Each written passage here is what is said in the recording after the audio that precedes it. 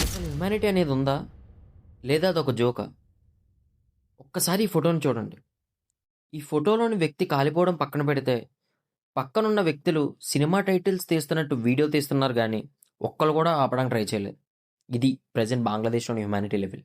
డిపూ Chandradas Bangladesh Hindu minority వర్గానికి చెందిన ఒక వ్యక్తి డిసెంబర్ 18న అతి క్రూరంగా, భయంకరమైన స్థితిలో చెట్టుకు ఉరితీసి సజీవదానం చేయబడ్డాడు. చంద్రదాస్ ఏమైనా టెర్రరిస్టా అంటే కాదు. కనీసం సోషల్ యాక్టివిస్ట్ కూడా కాదు.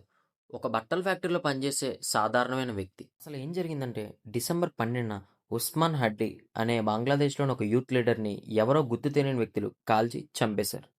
దీని కారణంగా బంగ్లాదేశ్‌లో చాలా ప్రాంతాల్లో రిలీజియస్‌కి సంబంధించిన గొడవలు స్టార్ట్ అయ్యాయి. ఈ ఇన్సిడెంట్‌ని లింక్ చేస్తూ బంగ్లాదేశ్‌లో లా అండ్ ఆర్డర్ అదుపు తప్పింది. దీని కారణంగా చాలా ప్రాంతాల్లో ప్రొటెస్ట్స్ మరియు మత కలహాలు కూడా మొదలయ్యాయి.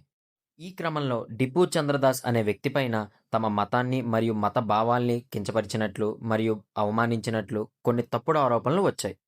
ఈ విషయాన్ని హైలైట్ చేస్తూ బంగ్లాదేశ్‌లోని మెజారిటీ వర్గాలకు చెందిన ఒక గ్రూప్ డిపూ చంద్రదాస్‌ని అతి క్రూరంగా చంపి సజీవదానం చేశారు.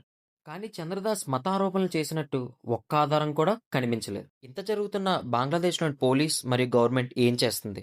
పోలీసులు ఆ సిట్యుయేషన్ కంట్రోల్‌లో తీసుకోపోవడం చాలా ఆశ్చర్యంగా ఉంది. కానీ ఇలాంటి ఒక సాధారణమైన వ్యక్తిని నిజ నిజాలు తెలుసుకోకుండా హింసించి చంపడం ఎంతవరకు న్యాయం? ఈ సిట్యుయేషన్ మీద యాజ్ ఎ హ్యూమన్‌గా మీ ఒపీనియన్ ఏంటో కమెంట్ చేసి చెప్పండి.